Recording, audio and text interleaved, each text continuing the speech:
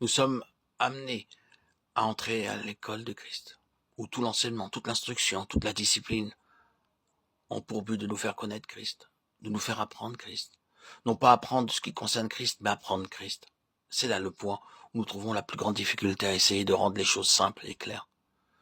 Nous pourrions relever tout ce que nous possédons concernant Christ, comme doctrine, comme enseignement. Mais ce n'est pas ce que nous voulons. Ce n'est pas ce que le Seigneur veut. C'est Christ lui-même. Il est lui-même l'incarnation vivante et personnelle, la personnification même de toute la vérité, de toute la vie, et le dessein du Seigneur, sa volonté pour nous. Ce n'est pas que nous en arrivions à connaître la vérité sous ses aspects multiples, mais c'est que nous connaissions la personne vivante, d'une manière vivante, et que la personne soit révélée en nous, que nous soyons incorporés dans la personne. Toute la vérité devient alors vérité vivante, plutôt que vérité simplement théorique ou technique.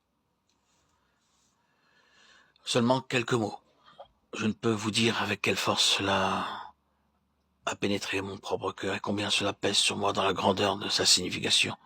Dieu, partout où les choses sont en danger de s'éloigner de sa pensée, tout entière et complète, cherchera toujours à présenter à nouveau une révélation fraîche de son Fils. Il ne conduira pas à une restauration des vérités en tant que vérité. Il redonnera tout ce qui est nécessaire par une révélation nouvelle de son Fils, par une vision, une présentation de son Fils dans sa plénitude. L'évangile écrit par Jean ainsi que ses lettres et l'Apocalypse étaient des choses finales pour la dispensation du Nouveau Testament. Ils ont été écrits et introduits lorsque l'Église du Nouveau Testament s'éloignait de sa gloire première, de sa pureté, de sa vérité, de sa sainteté, de sa spiritualité, pour ne devenir qu'un système chrétien terrestre.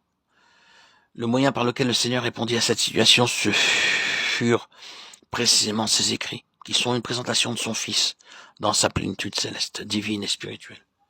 Il représente un retour à Christ, et c'est ce que fera toujours le Saint-Esprit. Il nous ramène à la personne pour nous montrer ce que représente la personne d'une manière céleste et spirituelle. Il nous faut veiller avec soin lorsque nous passons des évangiles aux épîtres, à ne pas prendre même inconsciemment l'attitude d'avoir laissé les choses élémentaires pour nous engager dans quelque chose de moins élémentaire. C'est-à-dire à considérer les épîtres comme étant en avance considérable sur les évangiles. Elles ne le sont certainement pas. Les épîtres ne sont que l'explication des évangiles. Tout ce que nous trouvons dans les épîtres est là. Dans les évangiles, les épîtres sont simplement interprétations de Christ. Et le Seigneur ne désire pas que nous nous occupions de l'interprétation au détriment de la personne.